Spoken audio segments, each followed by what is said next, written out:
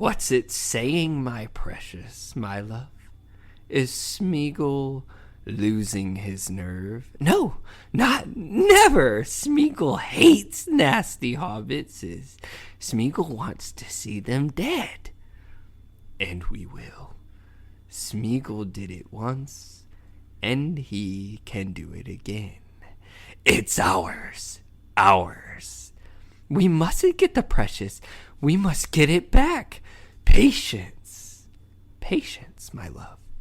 First, we must lead them to her. We lead them to the winding stair? Yes, stairs, and then up. The stairs we go until we come to the tunnel. And when they go in, there's no coming out. She's always hungry. She always needs to feed. She must eat. All she gets is filthy orcs. And they doesn't taste very nice, does it, precious? No, not very nice at all, my love. She hungers for sweeter meats, and we will find it. And take it for me! For us. Yes, we meant for us. Gollum. He caught him red-handed about, it didn't make sense to me. Like, he literally heard him say those things, and Frodo's just like, oh, nah. Like, they just let the whole situation, like, they let it go. They can't let it go. He said, well, once the hobbits are dead, I'm going to take the ring back. And like he said, you keep it for me. Like they had the little battle argument, and Sam just was like, okay, I guess, whatever, Mr. Frodo says. But Sam is a little bitch, man. Like, he just does whatever Frodo says. Just, sorry to interrupt you, side note. No, like, that's pretty much it. It's just, I don't know. I don't find it very believable that you overhear someone. Like if me and you were going on a fucking camping trip, and there's this damn creature that can talk, and then I overhear it being like, hey, I'm going to kill them when they're not paying attention. I'm going to be like, yo, Chase, like, he just said that. And he'd be like, no, he didn't. I'm like, no, motherfucker, you did. Like, I heard it. Like, I just heard it with my own ears. Like, he had a whole little episode and you missed it. I'm telling you what he said. Like, I would not let that shit go, because I'm like, all right, well, then you're going by yourself, because I ain't going to sit here and get killed by this motherfucker because you don't want to listen.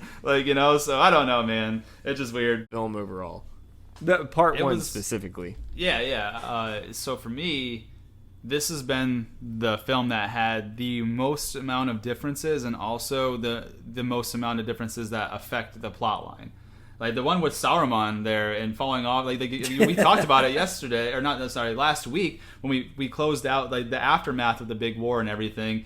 You know, the hobbits go back to the Shire, and they still have to get rid of Saruman there, who kind of took over everything. And so the fact that he just dies here before we're even caught up with like the events, that it's just so out of place, and it made no sense at all, and it does affect, you know, what happens after everything that was in the book. It was a complete contradiction. So things like that, just like this. So I was disappointed in that sense that, you know, if there's a lot of differences, but it doesn't really affect the plot line, like I'll find little annoyances because I'm really nitpicky, and I'm just kind of like that as a person. I want things to line up as accurately as possible. I know there's going to be changes, and that's fine, but like don't do things that negatively affect the plot of the story, to me. Especially, you know, you call the movie is called The Lord of the Rings: The Return of the King, and the book is called The Lord of the Rings: The Return of the King. You're supposed to be you know, based off of the novel, so I know it's not going to be perfect, but there's just some things in there that, like you said, you know, it was too different for me to really be able to look past it. And so for me, so far, this has been my least favorite of all the films we've covered so far. You know, part 1, part 2 of Fellowship, part 1, part 2 Two Towers. This so far, part 1 of Return of the King, has been my least favorite of the film. Yeah, I gotta agree, man. I gotta agree. Mathematically, I just don't know what the odds are that a big ass heavy crystal ball stays in your cloak as you fall down.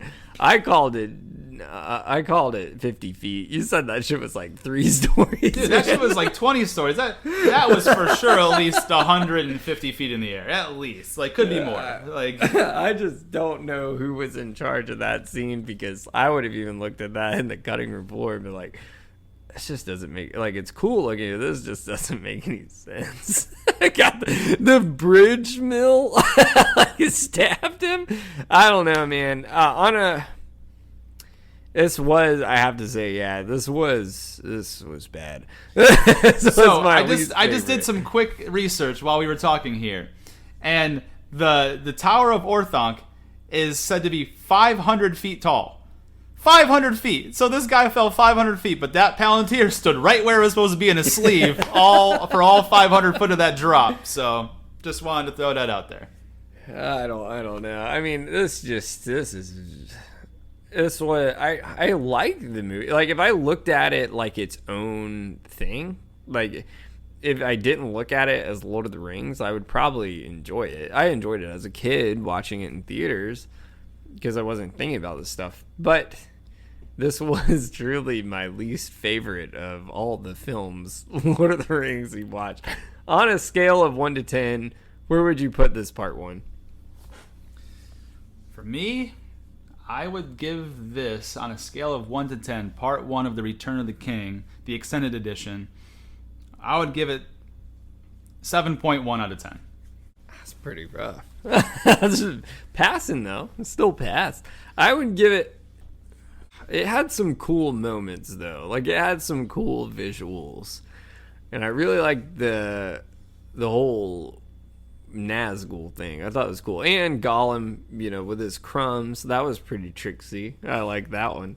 That was a pretty tricksy move. I'm going to give it 7.9. I'm going to give it a 7.9. I think that's fair.